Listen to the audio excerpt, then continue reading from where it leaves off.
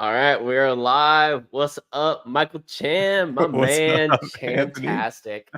Uh, Good to see you. it's Hey, how's my volume? I totally forgot to check. Are we good? you We sound good? We great. sound okay. Cool, You cool, you cool. sound Sorry. actually. I need to check my audio. Okay, I'm good. I'm not going through some. I just have to make sure I don't go through my headphones. I go through my actual computer microphone. But yeah, it is so great to stream with you again, man. I feel like it has been a minute. It's been a lot of minutes, man. It's been way too long. It's been way too Yeah. long. I was actually just talking with a friend of ours, that we spent a lot of time in Discord with, just hmm about how I don't know, just how weird the last I mean, it's an understatement to say that the last 5 years were weird, but it was so weird, um, It's like a as fever dream. We all live through this crazy fever dream. totally, yeah. But it's funny now, kind of I want to say now that we're kind of back in, we're pretty well socialized again. Like now that we're back Yeah. into it, it's kind of weird to look back and be like, okay, man, there were some really strong moments that I had in that weird fever dream.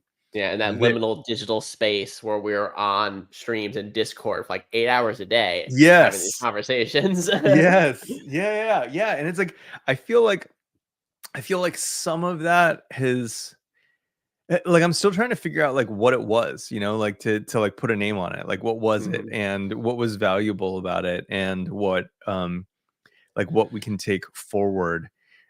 Because yeah, it's I think that for me, maybe the end of being perpetually inside of a Discord window was the 2022 Remix Conf where we hung out.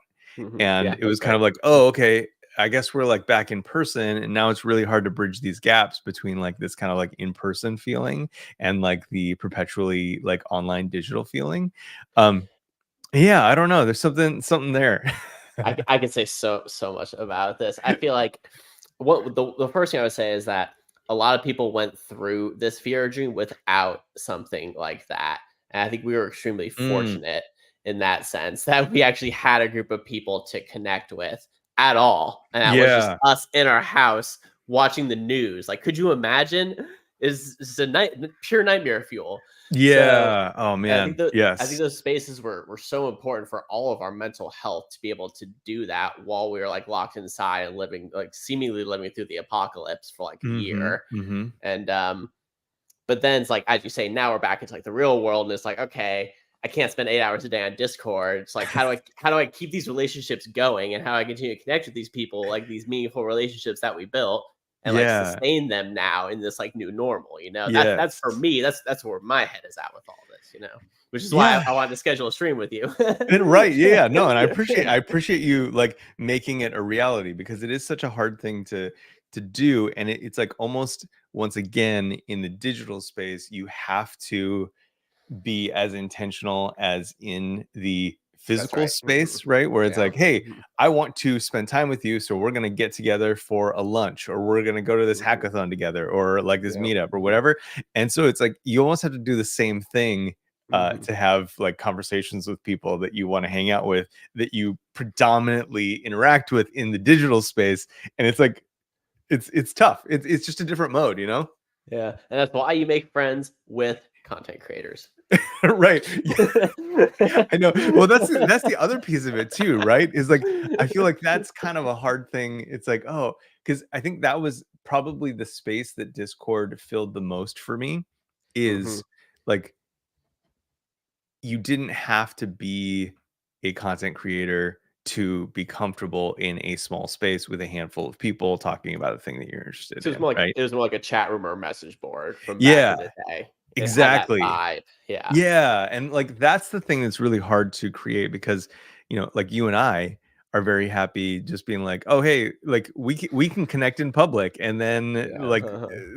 that's content, or whatever it's Yeah, called, right? content, um yeah. but that's not the case for everybody, right? And Sure, yeah. it's really hard. It's really hard, but I hear you. I really enjoy doing the yeah, it's just make it content. Yeah, totally. And I feel like that's the strategy you've kind of gone with your layoff logs was what was the impetus of this idea and how did you kind of decide to do it? Okay, so It's funny. I applied for a job with Syntax. They were opening up this like video creator role to kind of take some of the topics that they cover on Syntax and go a little bit more and tutorialize them effectively. Mm. And so I thought it was a really cool role. I got close, didn't nail the like final stage of the interview, which is totally fine. Is it the job that CJ got? Yes, yeah. And I think CJ's brilliant for it. It's yeah, for someone to lose out to, like, that's a very, very high bar. So Right. I'm sure you were very compelling choice.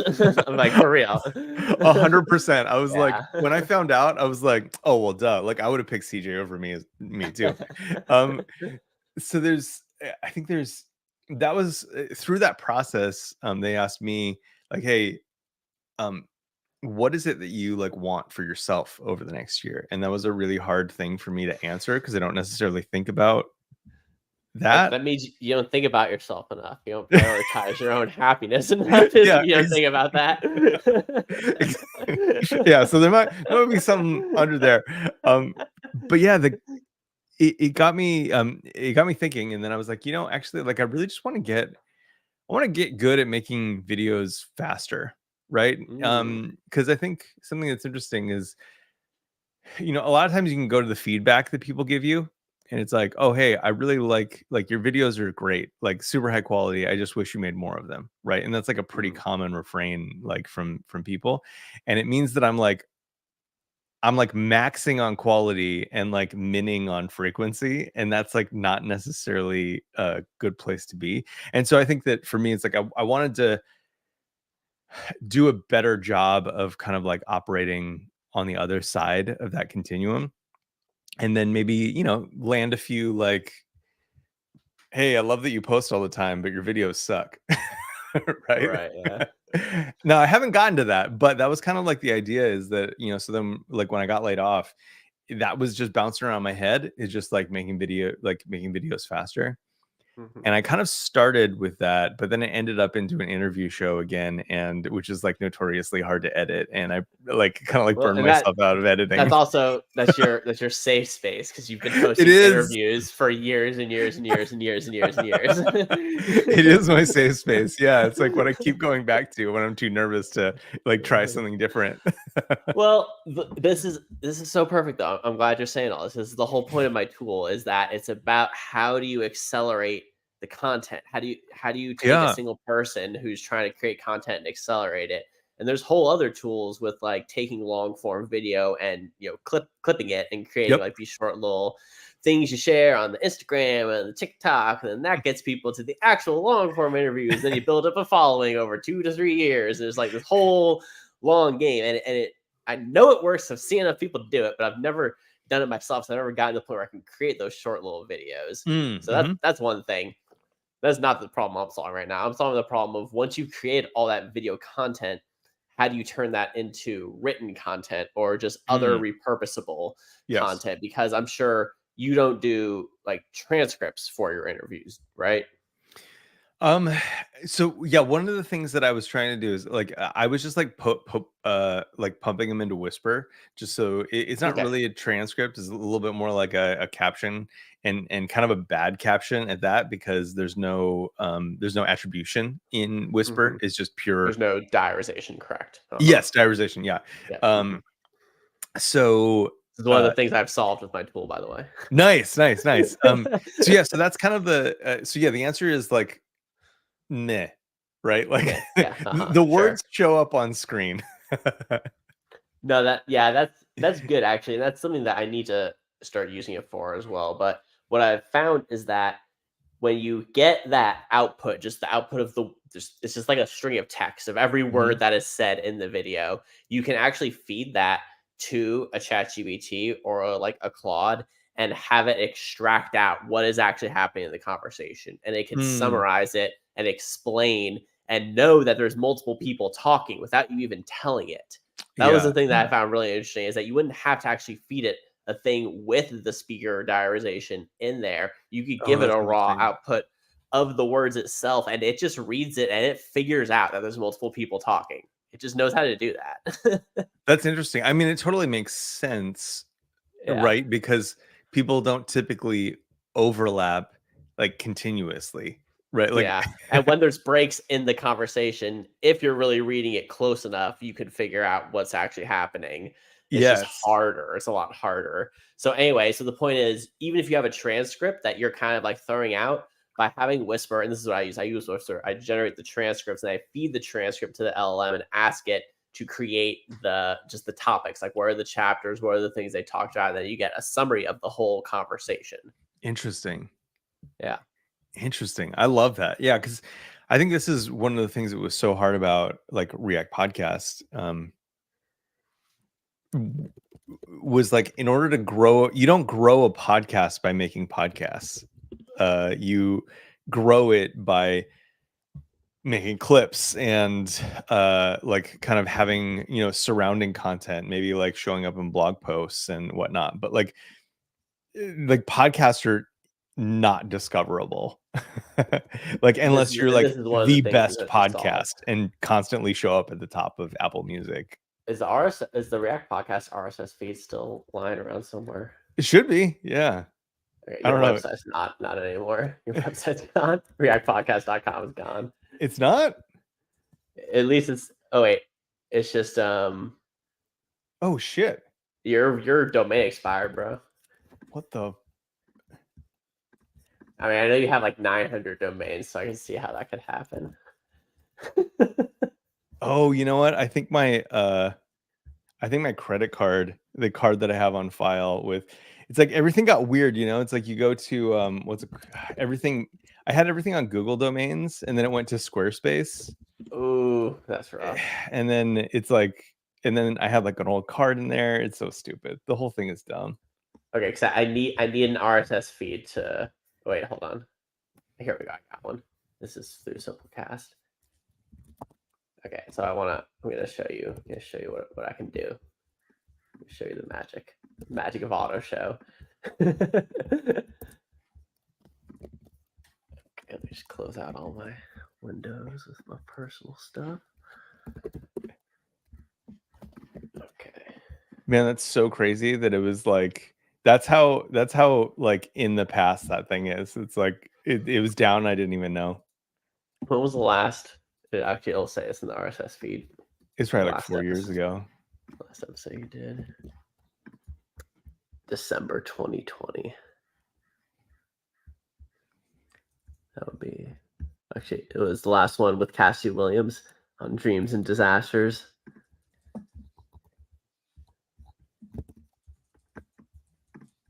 That sound like the last episode? Yeah, that was it. It was like 123, I think. Yep. It was December 2020. That's funny. That was right around when you created the Discord. It was I remember it was just like they were a couple months apart.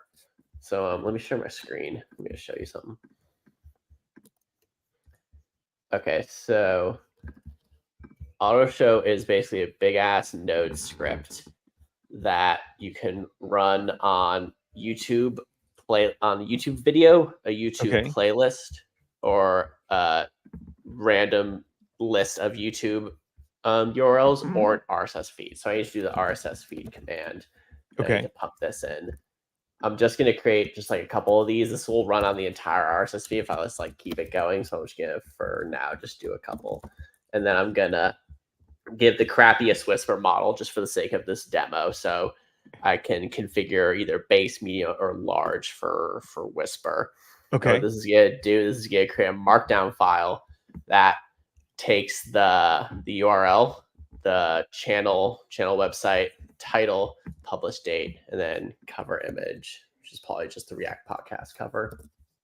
I'm glad that you found an RSS feed. Yeah, right. I just renewed the domain. I guess it did cancel. I think my credit card expired or something like that. So yeah, no, totally. I need to actually. I don't usually use the base model, so I need to build that real quick.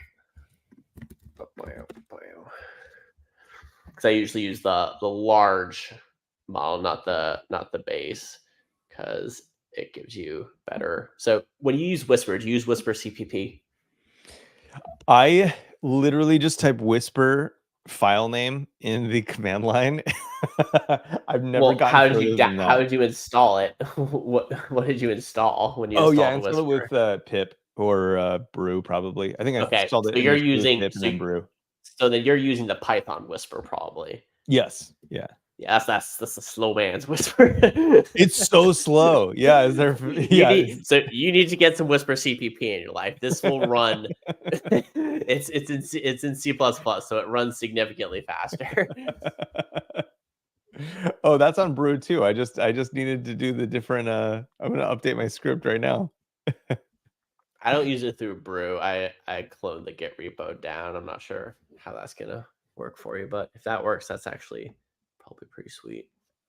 But I'm such a huge like I'm so I this is a non sequitur, but I went like super hard into man, I can't even remember what my motivation was, but like I went super hard into like writing good dot files and a setup script. And ah so now I can like yeah just point myself like I have a copyable line in a README, and I can just like copy that line on a new machine, and it just fully sets up any machine for me. yeah. So I've started working on aliases for the first time. So when I Nice. open up my terminal, I just hit A and it CDs into my blog Mm, directory and then opens up VS Code. So I just go boom, boom, and then I'm like in it.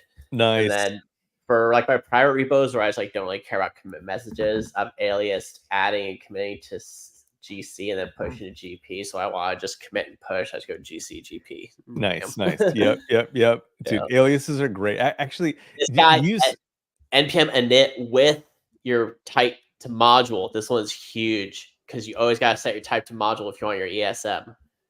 Oh, yeah. So it does Interesting. npm package set type. I learned this one from Monarch actually. Yeah. I actually didn't know about that. That's crazy. hmm Yeah. Okay, so I think we've got all right. So we got our stuff. So this is the first episode. So this is the episode Cassie Williams. So we see he's got this whole transcript here, goes all the way to the bottom, and then it has a prompt. So the prompt is telling it to create a one sentence summary, one paragraph summary, and then chapters. And then it gives it an example of what it needs to create. So I'm real quick going to open up my Claude. Just want to make sure you don't want to share your chat history with these things. I have strange conversations with LLMs. Who was it? Was it Dax that was saying like It's you're the most private. It's true. Dax is 100% right. That tweet resonated with me. Let me tell you. It's so true. It's so true. It's the new browser history. Yeah. All right, so here we go. One sentence summary. Cassie Williams discusses the challenges and surprises of 2020, including career changes, her Kickstarter project, and staying motivated. And then it gives you a longer description. She talks about TikTok, having a newsletter, working at Netlify, pair programming, online communities. And then here we got the actual chapter. So it knows that you use Retool and Honey Badger, and that those are your sponsors. Sponsor Yeah. hats from Retool and Honey Badger. Yeah, so that just like breaks it down. So each chapter is, maybe Whoa. 10 minutes or so. Man, All that's cool. jobs. Yes. Hello. Yeah. Yeah. Yeah, no, Dude, this that is is great. so sick. Yep. So then the next level is I created let's see, let me show you this. So check this out. So I ran all of your dev logs through and then fed all of that to a chat bot and then asked it for the 10 most important takeaways you've gotten from your interviews. So these are the top 10 most important takeaways. That is said, engaging in fulfilling activities, importance of self-reflection, open communication, value of feedback, celebrating small accomplishments, learning from mistakes, supporting creative pursuits, adapting to industry changes, fostering curiosity and growth, and balancing specialization and broad skills. Man, that's so cool. It's kind of crazy. You could like literally just go through life and have AI write your memoir. It's funny you say that because I've been trying to convince my wife to feed her entire diary to an LLM. That would be pretty Obviously, terrifying. That would be you only pretty want to do that. terrifying. You want to figure out how to do this locally, and this has been part of my mission and goal here. Is also all of this can be done without. I use Claude because you get a nice output, but you can Yeah. integrate this with an open source LLM as well, and you can do all Oh, this interesting. locally and never give any of your data to a service. So Hmm. I have an open source version of this, and there's eventually going to be like a paid version. Then that's going to use all the services, and it's just going to be like you're paying for it. This is kind of just how it goes. But if you actually are like a freak about your privacy, there will be ways to use this in 100% local private way, which is like how I will be doing all of my stuff. Nice. Yeah. That is, whoa. That is kind of like critically important, right? Because like for this kind of for like a podcast, like it's It's already already out there, public. right? Like Exactly. Yeah. anyone can run any model on any of this stuff, and like Mhm. it's already there. I mean, maybe some of the models have even been trained on some of the transcripts, right? Like you never know. And Well, if so you ask it, we did this in the Discord once, where if you ask it who Michael Chan is, Chantastic, yeah. the models know. The models know who you are. They know who I am. Some people out there, all you chumps who don't have internet presences, they don't know who you are. They know who we are. And it's kind of funny, right? Like I keep wanting to figure out like what led it to understand that, It's because it reads dude, the people who train these things, I'm sure they fed it all of Twitter. I'm sure they scraped all this stuff. Like Yeah. there's so much stuff if you're using if you have any sort of online platform, And so check this out. I've got a bottomonials page on my website. So I've got testimonials and bottomonials. The testimonials are real people. I got Ryan Carniato saying I'm always right at the front of the line when it comes to new tech. I got Michelle Bagels thanking me for my React Miami work, and Dan Shapiro saying I'm a badass podcast guest. Then I got my bottomonials. They're really good. So this is what ChatGPT said about me. Anthony That's Campolo is hilarious. remarkably talented and deeply passionate web developer whose contributions to the community have consistently demonstrated an unwavering commitment to advancing web development practices and fostering a supportive, inclusive community with a focus on sharing knowledge and engaging with diverse perspectives within the tech world. That's like the Boom. best. That's the best possible testimonial you can ask for. Mic drop. That's so It's good. all the points.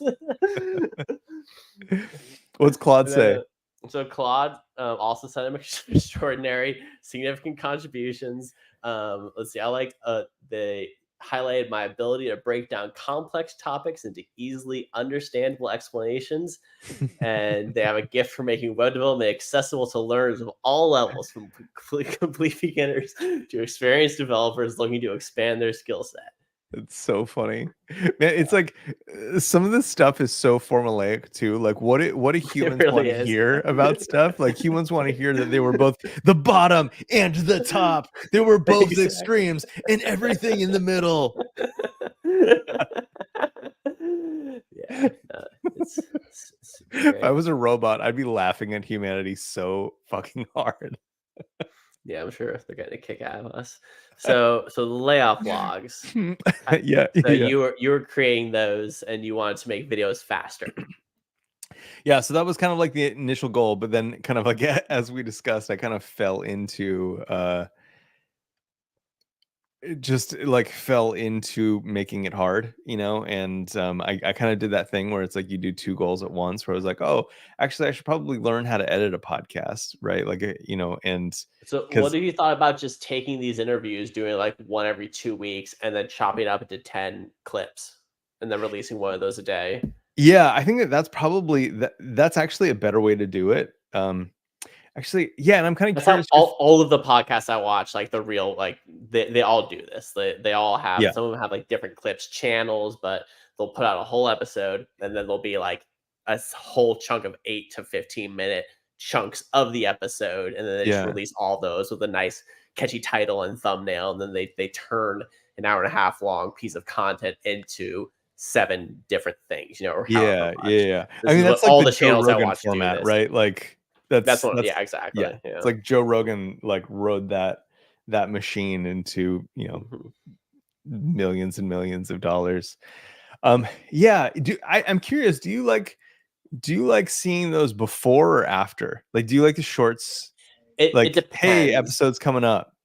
It really depends because the shows that I watch where there's a guest that I really want to hear them and I like want to know their perspective, then Mhm. I'll want to hear the whole interview. But if it's like some of the ones I watch, they'll do like episodes where there's like a whole bunch of like kind of consistent hosts that will like talk about the news of the day, like things like that. And I do enjoy those, but usually those they're cutting the segments anyway. So they're talking about a news story, they're talking about another news story, and so Yes. for that, I prefer to watch the clip. So it really kind of depends on Mm. the show for me. I think for what you're doing, I would watch the whole interview, but that's because like I listen to your podcast, I'll listen to the whole Mhm, mhm, interview. mhm. But I think the benefit here is that you have the clips because the clips is what the algorithms optimize, and people when they're just clicking around on YouTube and they're seeing what the next videos are, they're gonna see a whole bunch of those, and you need to have a Yeah. whole bunch of those out there. If you have a whole bunch of like little clips with topics and the stuff that they would be interested in, if they were to listen to the whole interview, they'll find that one kind of thing that they're interested in just because they'll have Yes. all these different videos to find. And then they'll see that and they're like, oh, this is really interesting. Then they'll go work backwards to get to the full episode. Like it's about that. It's about the funnel. Yeah, yeah, yeah, yeah. So funny. Like, funnels, right? Like, I feel like it's Yeah. so interesting to me that, like, for like, social has made, like, mini marketers of, like, everybody. It's, like, really Yeah. freaking Totally. wild to Yeah. see how marketing marketing speak has infiltrated literally everything and everyone.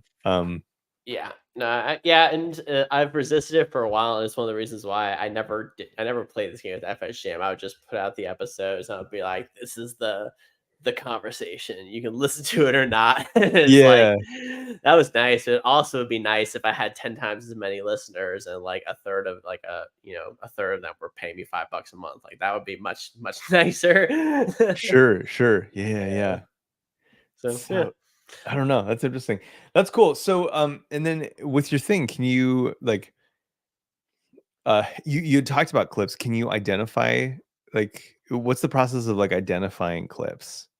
So I guess what you would do, the naive way to do it right now would be take the chapters, and actually YouTube does this automatically. So if I were to take what I just generated and copy paste, if you had a YouTube video with that episode, and I copy paste it into the YouTube description, Mm-hmm. the timestamps themselves become clickable, and then they will jump to it in the Yep. video. And Mm-hmm. then also if you go to the chapters, it will read the headings and make those the chapters. It knows that, and then all of a Yes. sudden you have YouTube chapters. So you could do that, and then you just clip it, and you can clip it automatically. Okay. Cool. And it's not going to be exact though, because having done this enough, usually the actual time you want to start the segment will be within 10 or so seconds before or after the time they give you. So it's really hard to get exactly in the flow of the conversation, the exact where they stop talking about the last thing, start talking. So there's Sure. Yeah.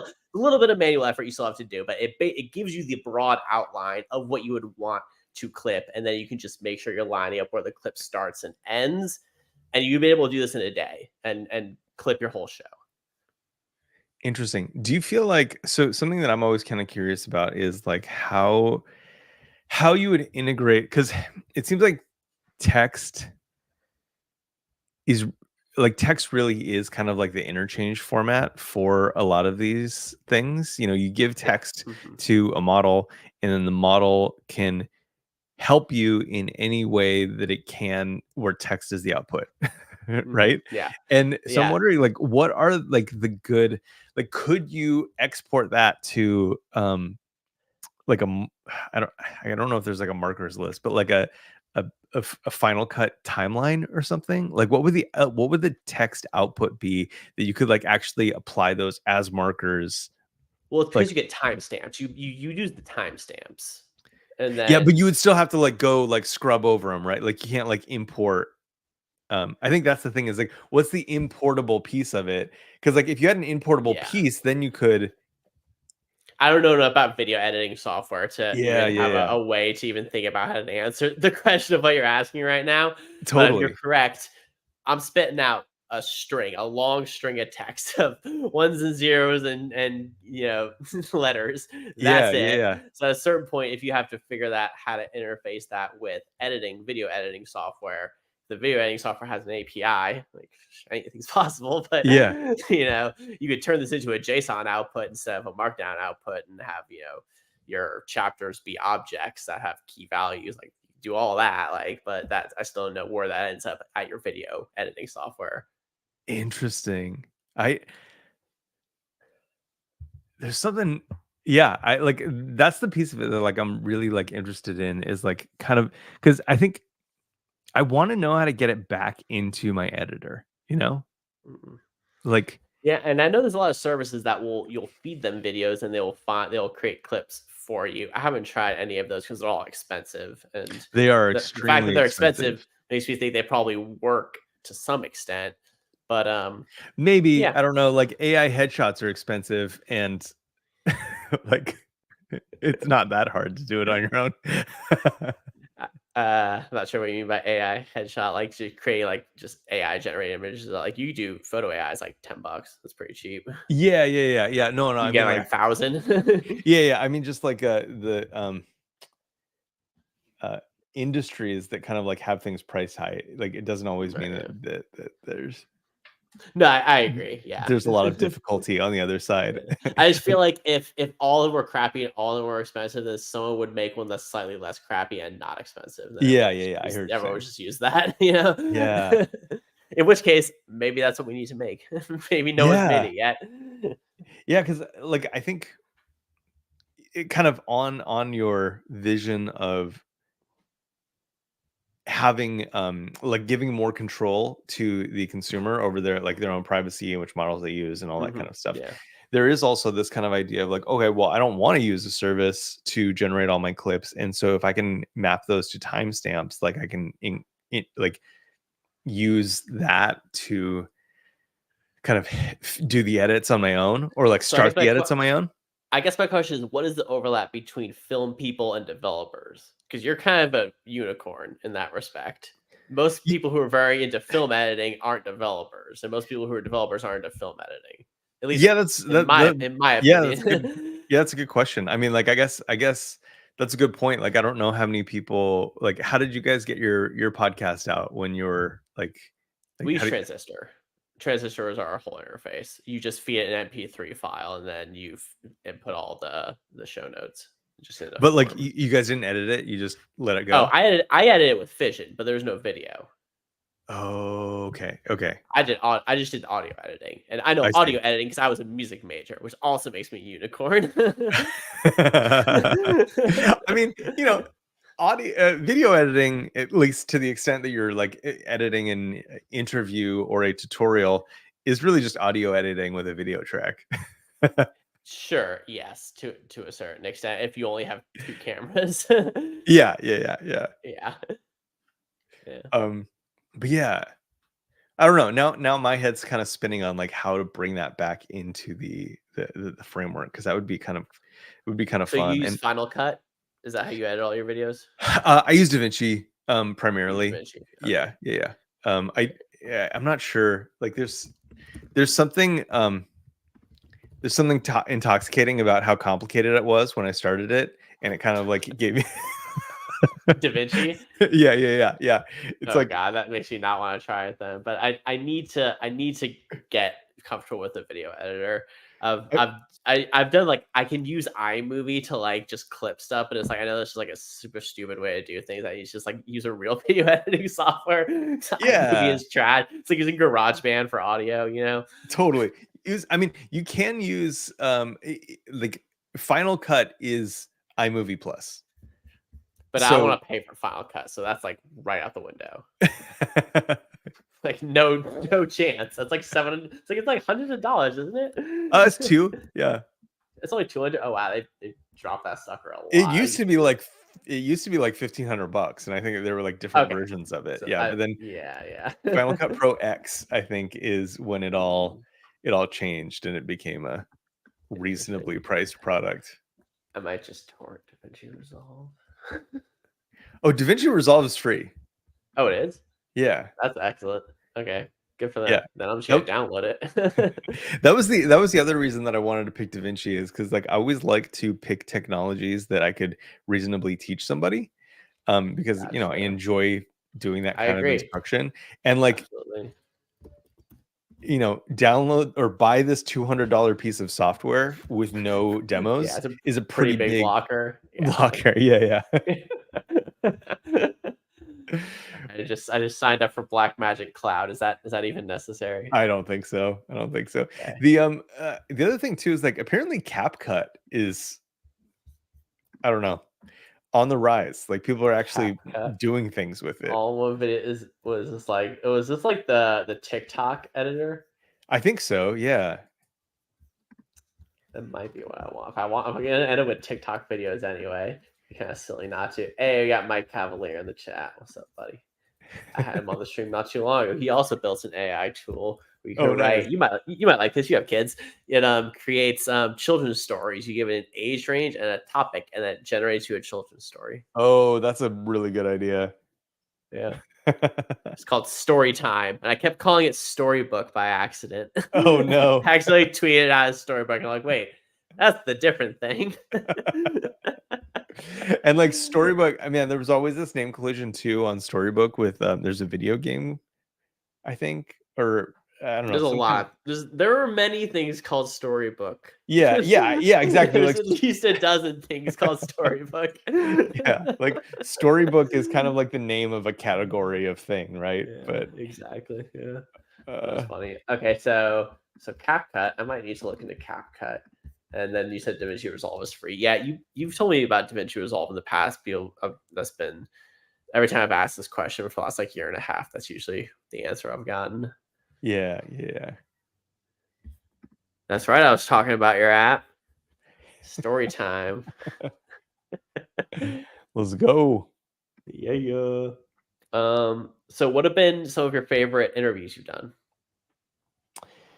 I mean, one of the things is I really, and like maybe this is where like AI would be helpful. I want to kind of coalesce them into like a like a, I don't know, maybe snippets or like a little tiny book about things that I learned throughout the process. Mm-hmm. But yeah, I don't know. I mean, like I really enjoyed all of them. I think it was really fun. I think one of the ones that was most like satisfying was talking with Salma, because I think we were both going through like a really similar like thing in life, and kind of at that point that we recorded her episode, there was just a lot to, man, there was a lot going on. Like I was like having a hard time keeping up, and so like she actually offered to edit the episode, which was really cool. And so she edited it, and it was kind of a fun little collaborative exercise because I have a hard time trusting people to edit anyway.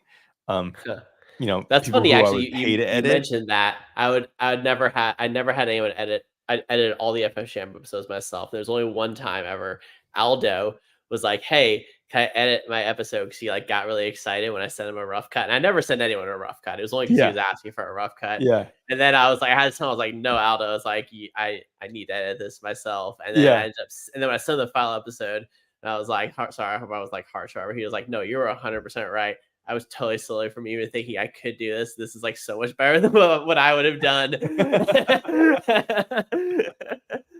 Yeah, editing is hard, and I feel like it really is. Like it's a little bit of an art too. I mean, like everything has like an artistic flair to it, but yeah, knowing what to cut out, sometimes too, it's like you if you're making an edit without being familiar with the content, you'll cut out things that are really important later on. You'll cut out things early that sound boring, but then they might be like some kind of like callback. I would like never cut anything. I would cut vocal ticks. And then if someone actually like said something wrong and wanted to like correct it, or if someone like said something and, like said it, don't you cut that out, obviously. But like I would never remove anything. Like yeah. if the guest was saying anything that's important, That's interesting because I feel like yeah, that's interesting because I feel like I have become more and more editorial over over the years, and like Interesting. yeah, and I'm not sure like if that's just kind of like going to my own interests and being like any conversation between two people is kind of like naturally self-centered around those two people, right? Yeah. And there is this kind of part of looking at it as like through an editor perspective or like an audience perspective and saying like, oh, okay, what is not interesting to anyone else? What was So that? this is hilarious. This is what it said for the introduction. This is the episode you're talking about. An introduction of mutual admiration. Sam and Michael express their excitement and nervousness about having this conversation together. They acknowledge each other as legends in their respective fields. Hilarious. Hilarious. That's so funny. That's so funny Legends. to me. Legends. That's such a British or not British, like European. I feel like Europeans say legends. It's Legend, true. like Chris legend. Chris has called me a legend. Yeah, it's true. Yeah. Yeah. Yeah. Who does The the difference most? between therapy and making personal videos. See, so this is what I mean. How if you wanted to clip this just gave you your clips, and it gave you titles for your clips, and it gave you the YouTube description for your clips, and it gave you the Yeah. beginning and end of your clips. That's That's it. cool. It's all there. Yeah. Dude, that's awesome. And so which like mode is this? This is the like the summary mode, I guess. So let me show you. So let me show you how I got here. So this is created from. Let me just go to my repo online. So this is all. It all comes from the prompt. Like the prompt is the most important part. The prompt is what makes everything possible. And so let's see. Where's the prompt? The prompt is somewhere in here. Prompt engineering, baby. I know, right? Let me actually. It's like our job is to talk well with computers, but we just didn't realize like how that would eventually become human language. I love it. I'm super hyped about it. Okay, so this is the prompt. So it says it just lets it know this is the transcript of timestamps, and then I basically feed it the whole transcript after this prompt, and I told it to create a 1-sentence summary and a 1-paragraph summary. So if we look at this is the 1-sentence summary, and this is the 1-paragraph summary, and then I ask it to create chapters, which include the timestamps from when the chapters begin, which is why it does this right here. And then I said it should be shorter than 1 or 2 minutes or longer than 5 to 6 minutes, which it doesn't really stick to. But if you tell it that, if you don't tell it that, it will usually, if you give it a really long one, it'll just do like 5 or 6 chapters, like a 2-hour thing, which is like not enough. And then, sure. Yeah, and then write a 1-paragraph description of each chapter that's at least 100 words or long. So it used to just write kind of like a 1-sentence thing for each, but I wanted like a little more meat for like each chapter. Yeah. And then this part's kind of important. I say note the very last timestamp, make sure the chapters extend to the end, because ChatGPT was the worst about this. If you gave it a 2-hour long episode, it would do the timestamps like an hour in, and it'll be like, now the episode's over. And I'm like, no, it's not. That's only half the episode. It just like wouldn't know there was like more episode there, even though it would fit in the context window. It just would be lazy and not read the whole thing. So interesting. This is the last kind of step. Claude doesn't really do that anymore, so that's not as big of an issue, but I keep this in here if you're using a different model, because it's kind of important. And then I show it, this is what it should look like. So I give it a markdown file that has the headings for episode summary, chapters, and then transcript, because then I copy paste it back over the prompt, and then you get this with the transcript on the bottom. Huh. Fascinating. Yeah. So there you go. And I did this for all your episodes. They're all here. Oh, for all the Layoff Log episodes. Yeah. So you got, dude. This is with Taylor. This is with Danny. This is with Steve. This is with Salma. This is with Aaron Fox. This is with Aaron Francis. This is with Michelle. This is with Theo. This is a great one. And then Thank you. One with Ryan. Dude, that's so cool. I love this because, man, like, so we got to talk a little bit about like AI, because you were saying like some people are scared of it and whatnot. I think for me, Really scared isn't the right word. I would say cynical about it. They cynical. think Yeah, it's yeah, yeah, they think it's overhyped or that it's not really that useful. And yeah, I understand where they're coming from. I just think they're wrong. yeah. I mean, I would say that it's one of those things that like suffers from like being overhyped and underhyped simultaneously, right? Like Totally. in one sense, like yeah, it is overhyped, right? I've seen the You say that the script comes out everyone. I think yeah, because I've been building this for like a year. It's I've kind of been I was doing each part of this. I used to just come up with the prompts and I was just running transcription, and then I built a scripting workflow, and then now I've actually integrated it with API, so you could use a transcription service. You can use Deep Grammar, Assembly AI, and you can Mhm. use ChatGPT or Claude. You can just hit the APIs. So yeah, it's a whole different level. Boom. What were you just saying?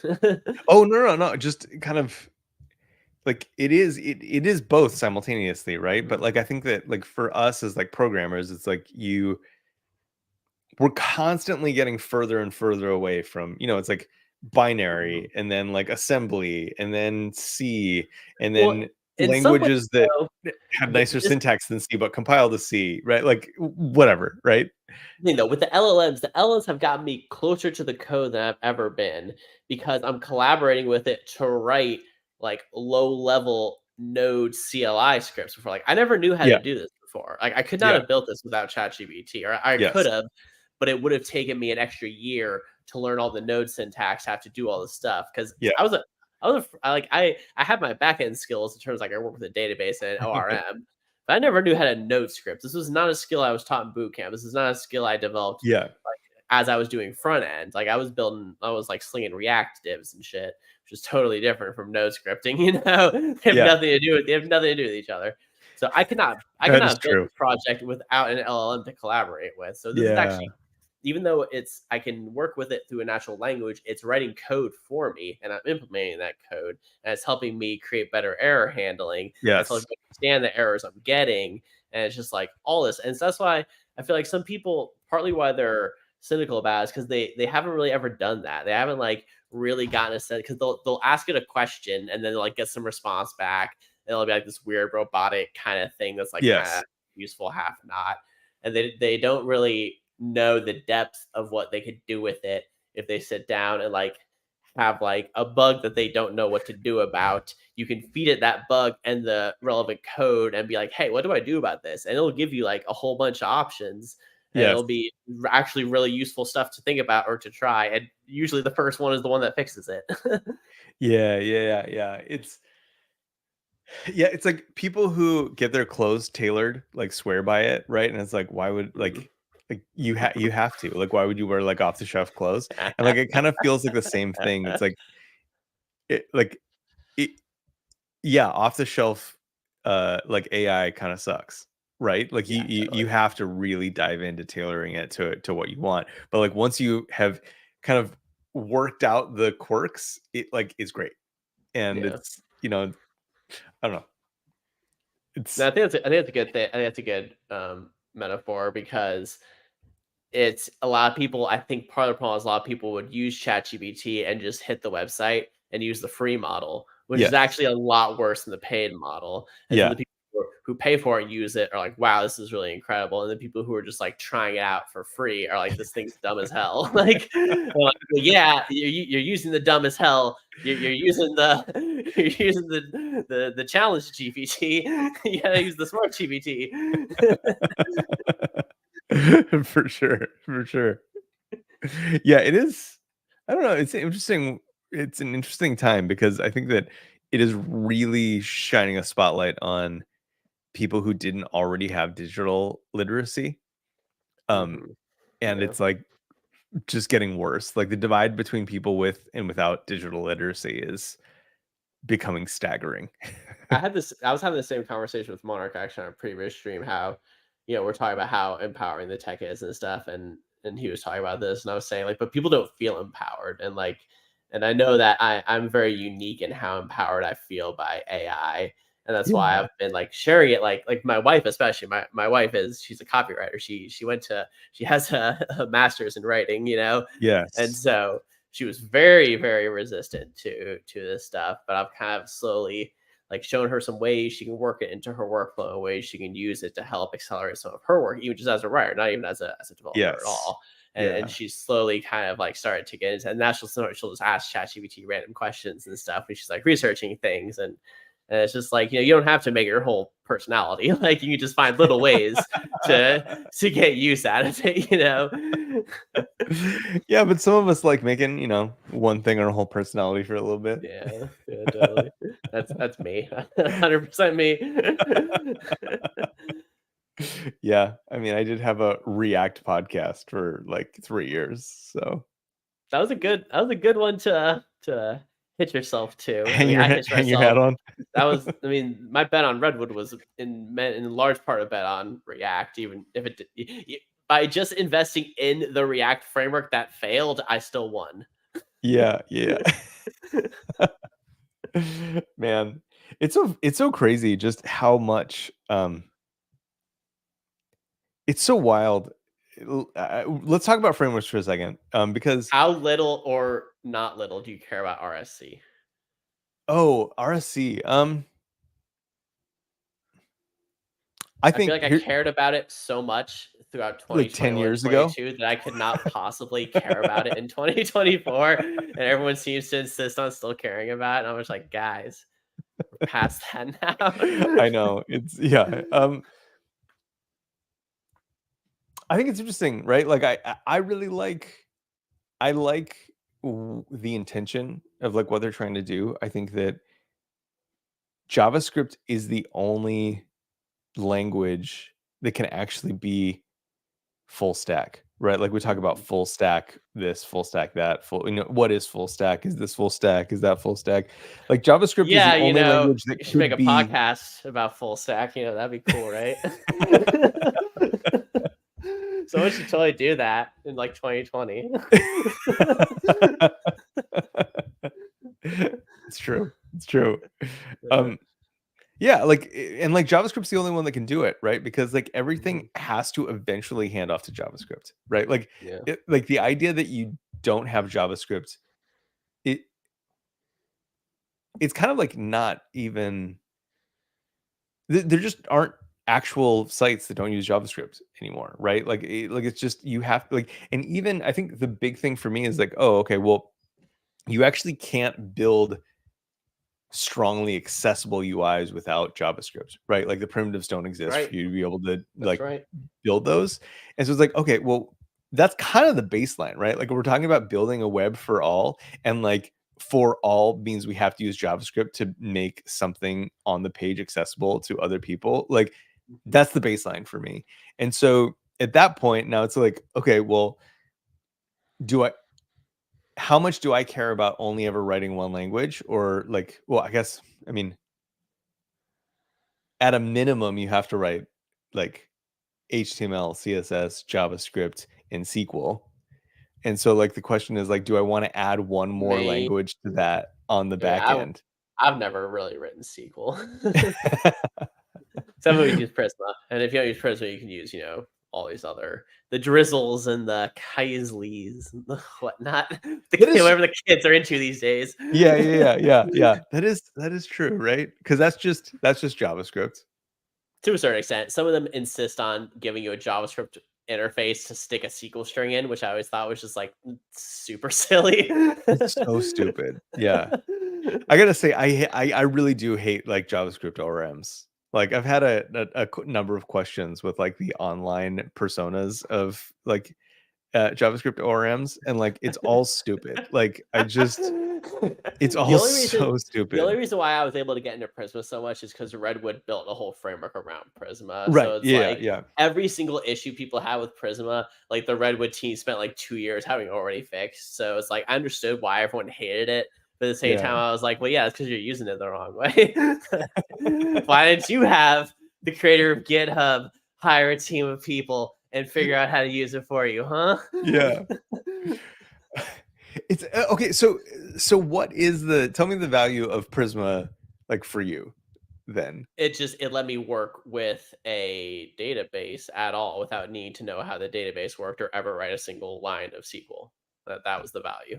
Yeah, yeah, yeah. And And but it I would can just still get that stuff into the database, and because I would have a UI that was built out in React components that would then Mhm. speak to Prisma, but the Prisma was being scaffolded through a GraphQL API, so I wasn't writing any of the Prisma. Well, that's not true. You write the Prisma model, but then after that, you don't write any of the other stuff to actually work with the back, and the resolvers get written for you automatically with Redwood. So that was the Right. thing. It's like you wouldn't actually, I would never write any Prisma code because Redwood generates the Prisma code for you based off of the Right. model. So you have to know your Based off data. the You models. need to know your data model. So you still need to be able to do the data modeling. That's different from any SQL, That is true. Yeah, yeah, yeah, yeah. which is and data modeling is hard. Like don't get me wrong. Like Data that's modeling that's is hard. still, Yeah, yeah, but you yeah. can't get past that. Like you can't. I mean, with maybe with LLMs, you can say I want to blog with a user in a comment, and it will data model that for you all day, every day. So that's probably the case now. That is true. That is true. Yeah. I know. I was talking with when I was at React Conf, and I was hanging out with Sam Selikov, and I captured a rant of his, which Nice. is about the has many through polymorphic relationships and how. I had to ask ChatGPT to explain the difference to me, and it actually was able to do because I saw you guys arguing about this on Twitter. Nice. What did it like? How did it clarify it for you? Like, what was the?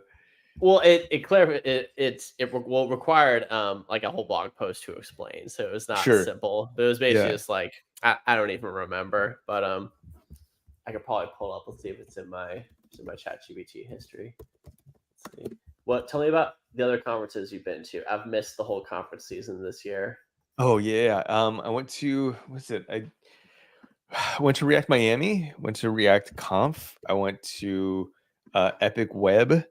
Um, That was the Epic Web Dev framework conference that Kent put together. yeah, yeah, yeah, yeah. It was fun. He got a really good. He got a. I thought made a really good lineup of speakers. It was really fun. No, it's great. I mean, I've been to conferences he's run. He did Remix Comp, so Yeah. it made sense to me why he just like, why don't I just like make my own conference? You know? Hmm. Okay, let me show you this. I got it right here. Present your screen. Boom, boom, boom, boom. All right. Database modeling, especially in the context of relational databases, the many and many and has many through are related but serve different purposes. Let's see. A many-to-many relationship is a direct association where multiple records in one table can be related to multiple records in another table. This requires a join table, whereas has many through is more explicit and versatile. It involves three models or an intermediary model. The join model serves the connection between the two primaries. So it involves a model. It's a join model instead of a traditional Join database table. table Yeah. join. That makes sense to Yes. me. That makes Yeah. sense. Yeah. And then it writes me a little code, which is super useful because it's in Ruby, a language which I 100% know how to write. And definitely have created many applications in.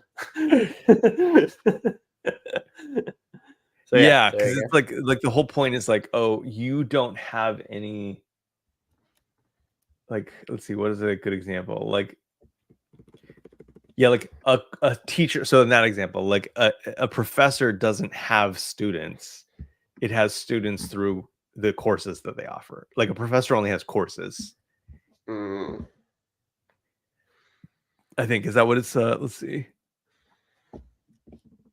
Do you read Ruby? You used to write some Rails back in the day.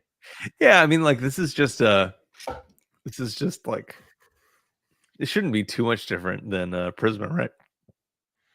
This looks nothing like Prisma.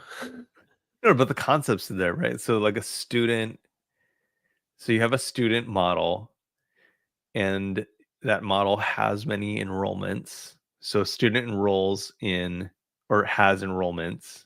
So that would be the Okay, table, right? gotcha. Um, and then they have many courses through enrollments. It seems like a weird example, but because like So, take that. Give me a simpler example. Authors and books.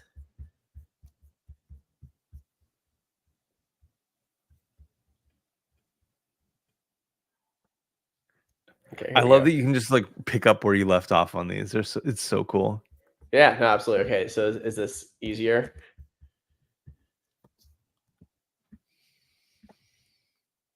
Okay, no, this makes sense to me now. This is author has authorships.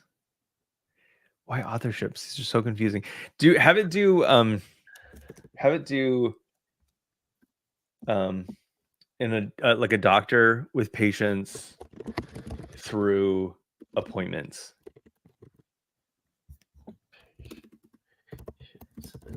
I can't really read what I'm writing, but it's close enough.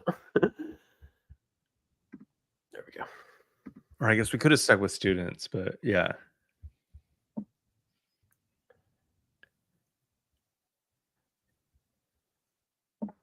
Okay, yeah, I think I kind of get the gist. I've seen a couple examples. Yeah, so like a doctor has many appointments, right? They have a bunch of slots possible that like someone could be like filling them, and then they don't necessarily have, and then they would see patients through those appointments. Okay. And so then like let's see, a patient has an appointment, and then they have a doctor through an appointment because that doctor could reasonably be reassigned. Like maybe the doctor's out sick, and so they put another doctor in to fill that spot. And so then appointment belongs Could to have a both like doctor the or a doctor and patient. patient. Yeah. Cool. Look at that. Chantastic just taught me some Ruby. So that is literally the first Ruby code I've ever read in my life. I've never read Ruby code before. It's so funny though, because I feel like the Prisma model syntax is like kind of based on trying to get to that level of simplicity. Like Sure. Yeah. I always just need a second to orient myself with like a language in general. It's Oh, like for sure. just looks like gobbledygook the first time I look at it, you know? One that I can never read, like, because I think the syntax is so close, or some of the syntax is so close to JavaScript that it kind of short circuits my ability to unlearn enough to read it, is Clojure script, or like Clojure, right? Well, I Like, can imagine because it's meant Clojure script especially is meant to be like I've never really messed with either of those. The closest thing I ever got to was Scheme. Did a little bit of Scheme. Scheme was oh tight. yeah, yeah, Yeah. for sure. Yeah. I feel like Scheme is kind of like the Ruby of Lisp languages, right? Where it's like kind of like a It's spec a good way to language put it. Yeah. for It's Lisp. Yeah, super minimal, super yeah. readable, but just like once you get into it, you're just like throwing stuff all over the place. So what's up with PHP? Dude, PHP is hot right now. Yeah. PHP is hot right now. I think people got wise to the fact that in JavaScript, literally everything is a service. Like you spin up an app and you are in a pipeline now. Uh-huh. So true. Yeah. Which is like kind of a bummer. I don't know. It's interesting. Cloudflare is doing a bunch of stuff that you could like reasonably do a full stack Cloudflare app now, which is kind of cool but like on technologies that feel like web technologies versus like AWS. I've certainly consolidated on Cloudflare. I run my websites on Cloudflare pages. I got my domains on Yes. Cloudflare. I've got R2 for if I Yes. want to throw up just like some PDFs or Yep. images. So I run my images through R2. So it's not I wouldn't call it full stacks. I don't use D1. I don't have a database for any reason yet, but it's Yeah. there when I need it. It's So there. Yeah. I'm And granted, and it's like I worked for a Cloudflare competitor for a whole year, like yeah. at Edgeo, and the whole time I was working there, I was like trying to run my site at Edgeo, and I was like, man, this is trash. Like I'm working for the enemy. This is just not as good. Like Cloudflare is so much better, and so Yeah. yeah, it's a bummer. It's good people there at Edgeo. Like no hatred towards them, but it's like Cloudflare's built a better product than you. I'm sorry.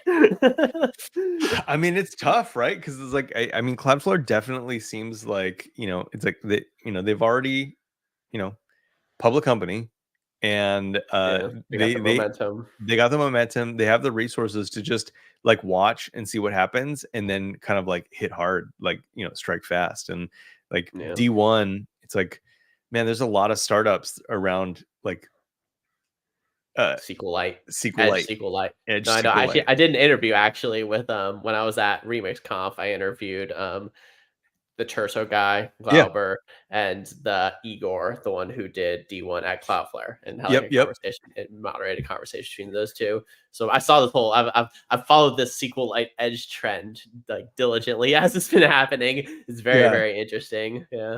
I mean, it's so cool. And like, I think that really, like, ultimately, it all comes down to like business and support and trust. And like, I think there can Mhm, absolutely 100% there's enough like market for multiple people to win. mhm.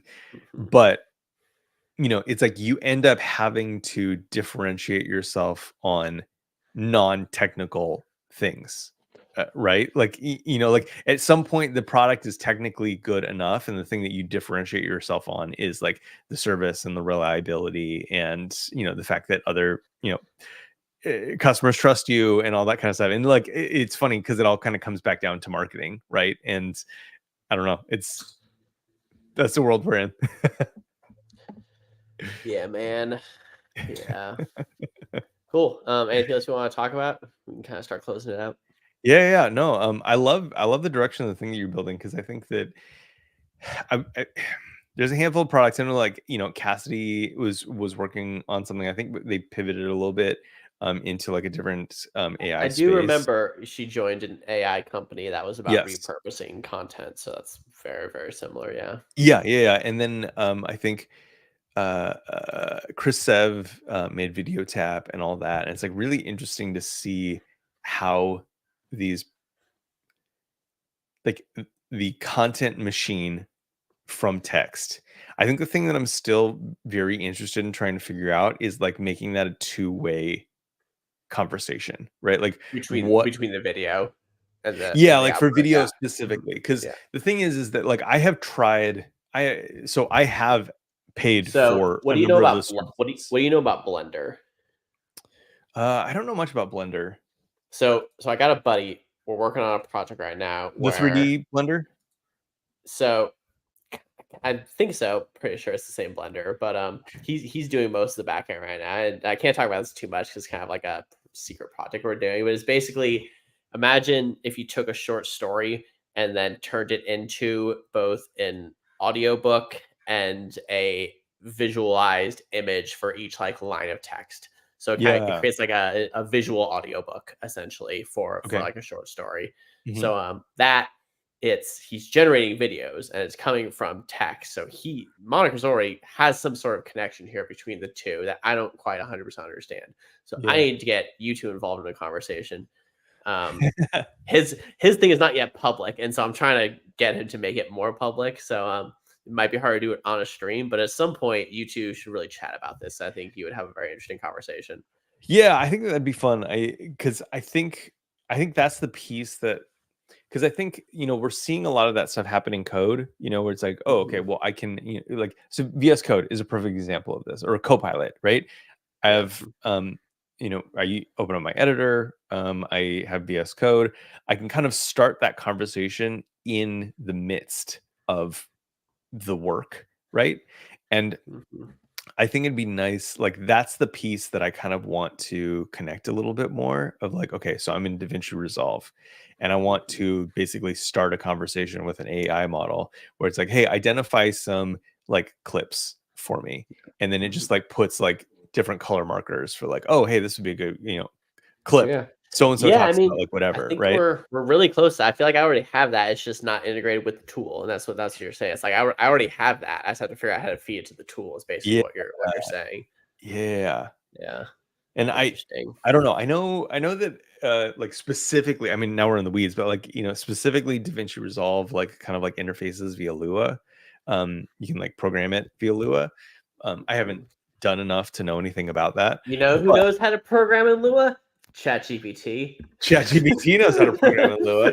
Yeah, so I mean, like, yeah, it's like, how do I pipe, you know, add this as a marker Yeah. into All right, DaVinci I'm Resolve? I'm gonna make that my weekend project.